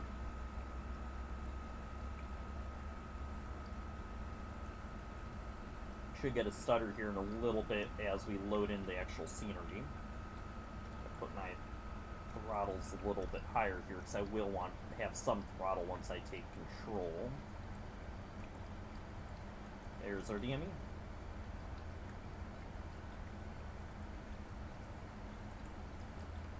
Make sure I got the right frequency. I do not.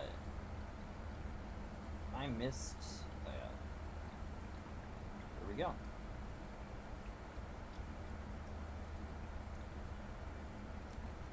Cincinnati traffic, Delta 5353 on approach runway, ILS runway 36 right, Cincinnati.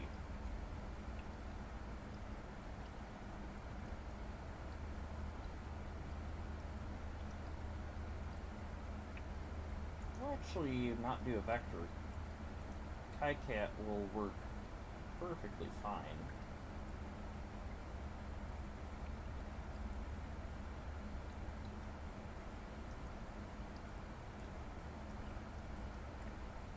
That'll give us about 20 miles for final.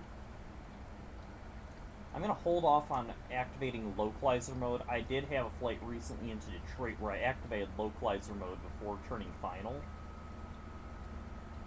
Well, turning base, and well, I had to, when I took manual control, I still had not actually captured the localizer. It never actually lined me up with the runway. It had me way off to the left, despite having the right ILS frequency. So it would have never caught the glide slope because it never caught the localizer.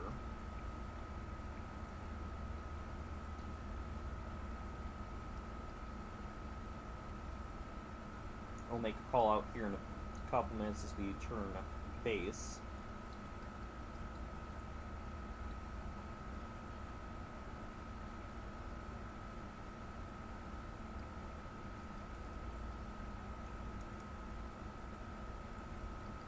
Turn things into approach mode.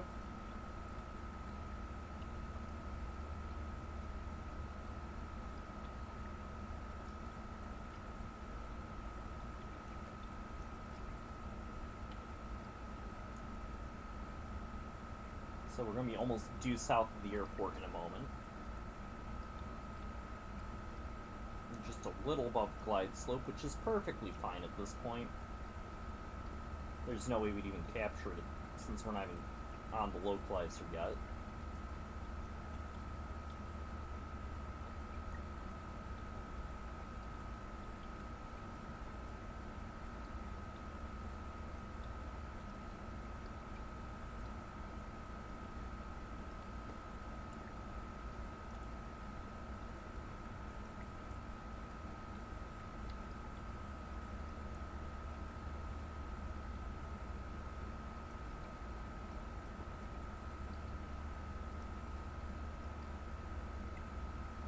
As we're getting close to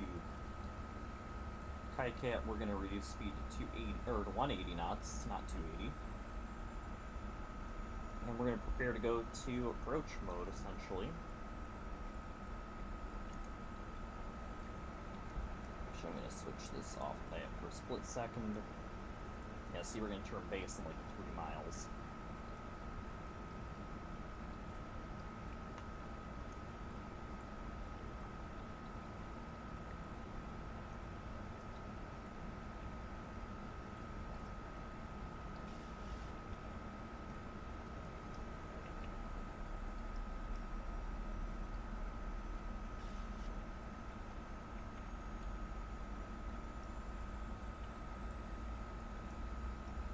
Checking nobody's online for the tower.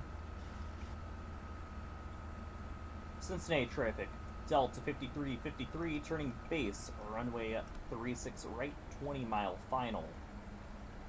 Cincinnati. There's our base turn. I'm gonna let it get us a little bit onto decent line up here before I activate that localizer mode. Actually, let's turn on localizer mode. So we're going to try to capture that glide slope. Hey, it's a good sign it's at least pink here.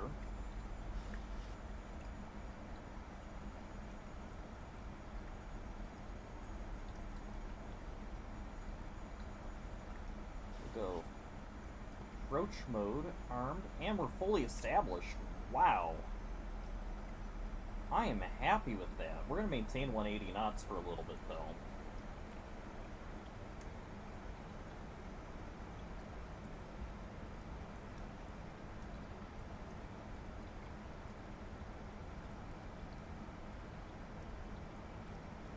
Cincinnati traffic, Delta 5353, fully established on the ILS 18-mile final for runway 36 right, Cincinnati.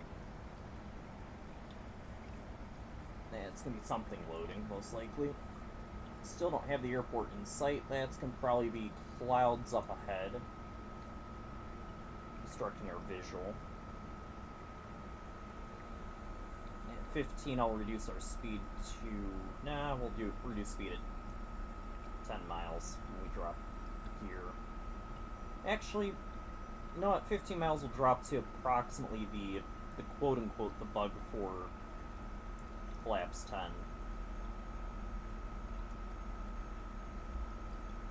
Oh, we'll near it. We'll go to 160, or we'll go 160. Yeah, we'll go full all the way to 160.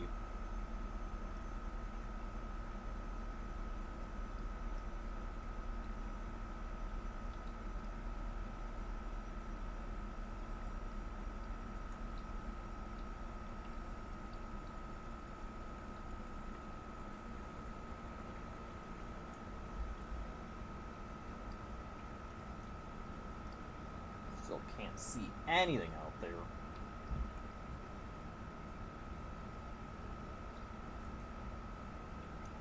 $10 miles will drop our gear.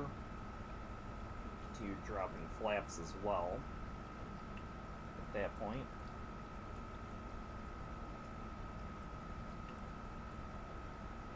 I absolutely love this HUD. I really wish I had the 787 in this one, but I do not have Premium Deluxe in 2020. And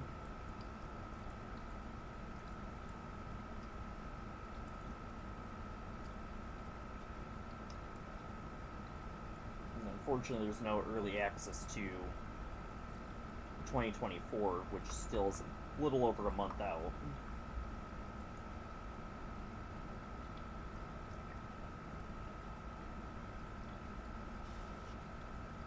Well, we're getting the little marker for the airport. 11 miles.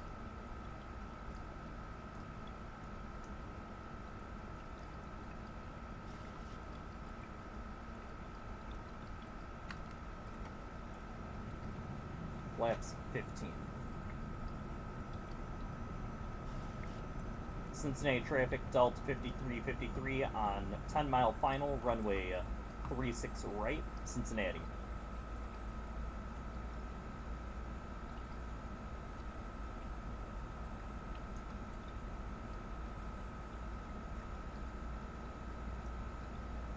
Houston speed 150.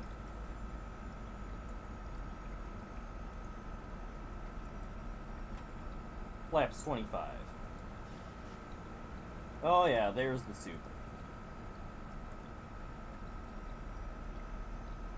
By 5 miles, I want to have all the flaps in.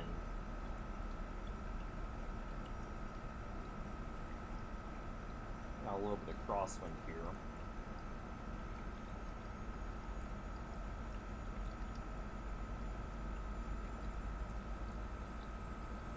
Flaps 30.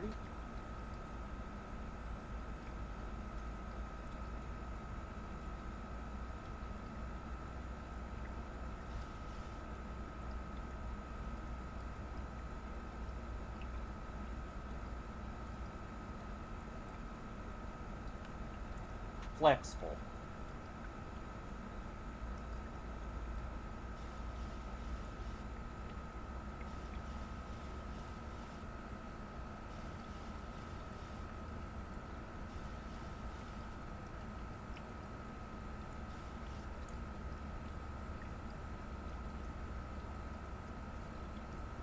I'm going to give a short final as well, I think, tonight. Jeez. Cincinnati traffic, Delta 5353 on 5-mile final, runway 36 right, Cincinnati. 1,000. Oh, there we go. There's the runway. Throttle's mine. Controls are all mine.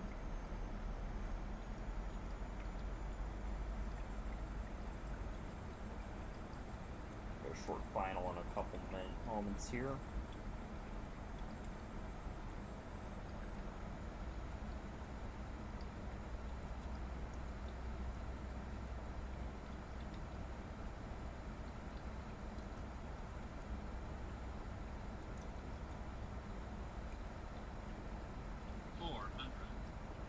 Cincinnati traffic, Delta 5353 on short final, runway 36 right, Cincinnati.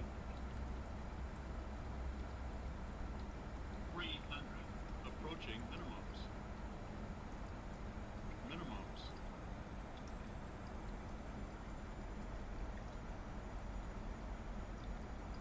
The speed of reference. 100. Oh no, my sound just cut out. Hold on, what the hell just happened here? Oh, this is gonna be ugly. Oh no. What just happened?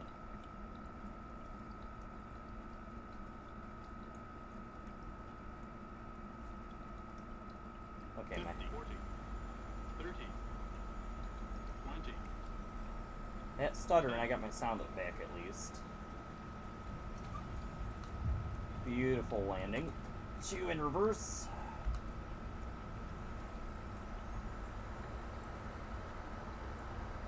60 knots, reverser's disengaged. Auto brakes off.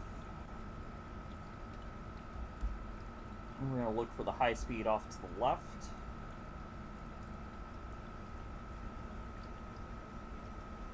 There it is.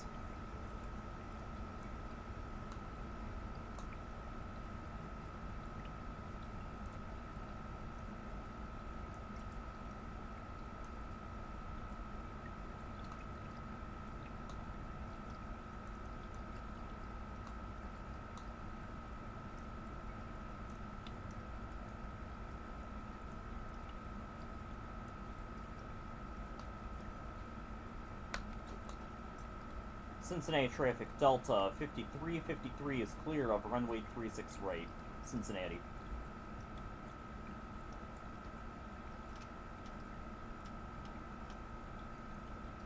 Okay.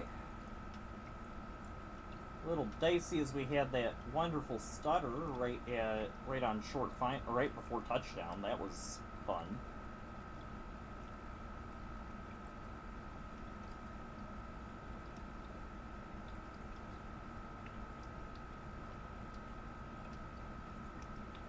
Off the flight directors at this point.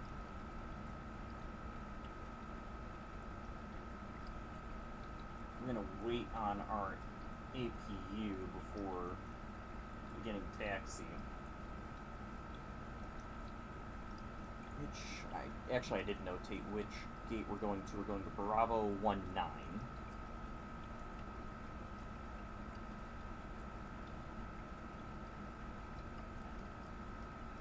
So we'll taxi via Tango to the ramp. Perfect. Wow.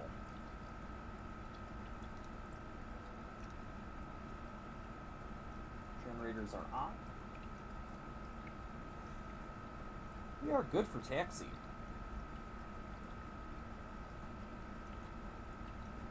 Cincinnati traffic, Delta 5353, taxiing to gate Bravo 19 via Tango, Cincinnati. So we'll just turn right here.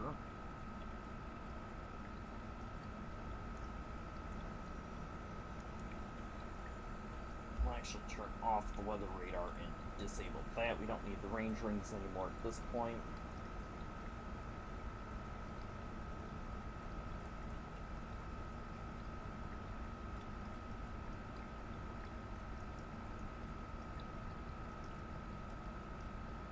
So I don't actually need to state the next taxiway after this because we're going to be turning left directly onto the ramp, actually.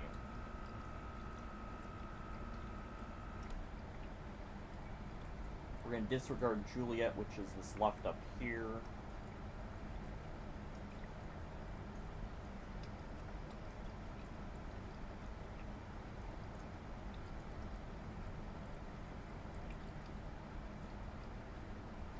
There's Juliet. And here's the ramp.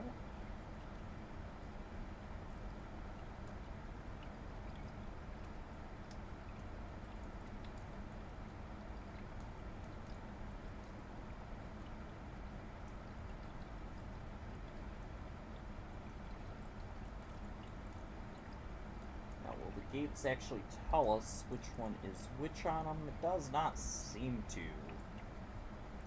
Okay, we're just going to go external cam and hope we find the right markings.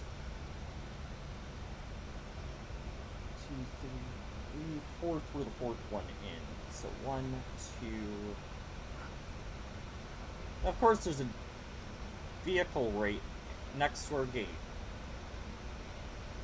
Always my luck.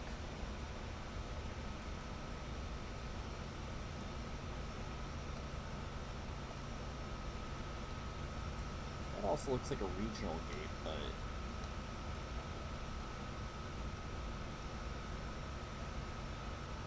we'll be fine.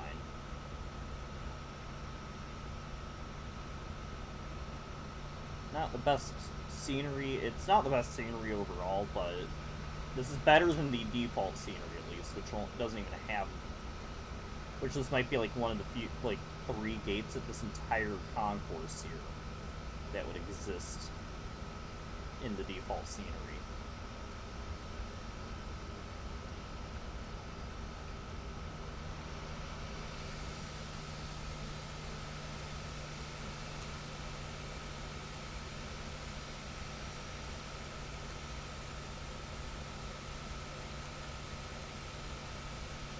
Following this one. Nope, we need to pull up a little bit more.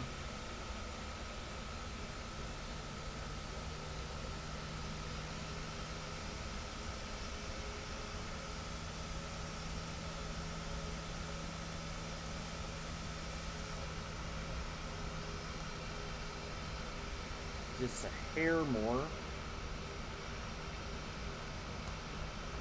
Perfect.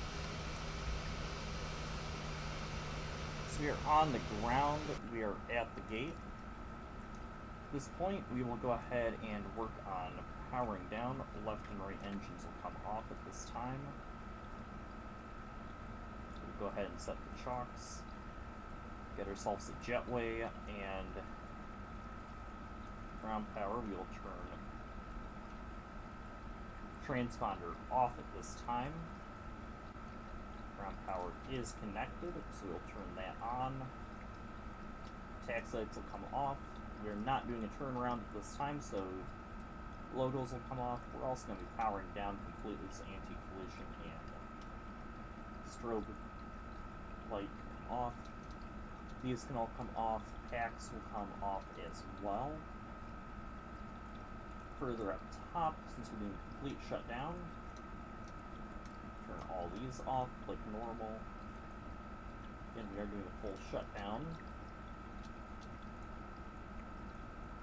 I might try to do a turnaround at some point, so we'll turn IRS off. If I can just get up to the battery light, which is right there. Battery off. Emergency lights off. And ground power off. And there we have it, cold and dark, here on the ground at Cincinnati.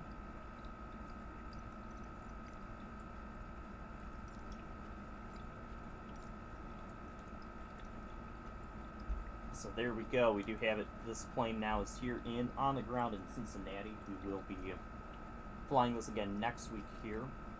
Next leg will be to Boston. For this flight, we had an hour and a half in the air, hour 45 in total, including taxis.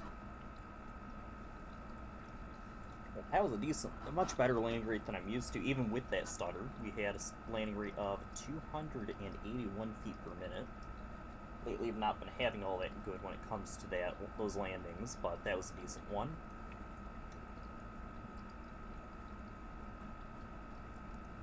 But yeah, we're starting to come up on the end of the East Coast legs of this aircraft's trip. We will be returning this aircraft to Atlanta at the end. And that flight will likely be the first one for this. Will be one of the first ones in Flight Sim 2024. It will not be my first one in Flight Sim 2024. I do plan to stream release day. And that will be in 2024, probably with things like the 787 and the 737 Maxi. See how that ends up going. But yeah, we now have this on the ground. But yeah, final leg of the East Coast portion of this here, then we'll begin the westward trip for this aircraft. Probably later this week we'll look to potentially stream getting a SkyTeam livery one into Phoenix. Probably also try and stream my first with ATC, hopefully. Probably gonna be a British Airways or some other European just because of timing. But I don't know. I'm still looking to get some other liveries for international stuff. Like, as I already mentioned, British Airways, probably even Qantas. Air New Zealand might be a possibility as well. Reasons for those is, again, I would love to get some flights in with ATC, just due to timing, since I am in the US East Coast, and I do work evenings a lot. it's kind of difficult for me to get those with ATC flights, especially if I try to do them here in the United States. So, gonna definitely work on some of those. Probably also do some funny things where I'm probably flying Ryanair with probably better landings than you see with Ryanair, based on what I've heard. Never flown Ryanair. I've actually never flown anything and never been to Europe, so I don't know how a lot of their airlines fully operate. But I do know that Ryanair does typically have rougher landings in the 7-3. So, definitely gonna look forward to doing some of that here. Definitely looking forward to getting some ATC at some point. But no guarantees with anything else this week. That's always up in the air with my schedule.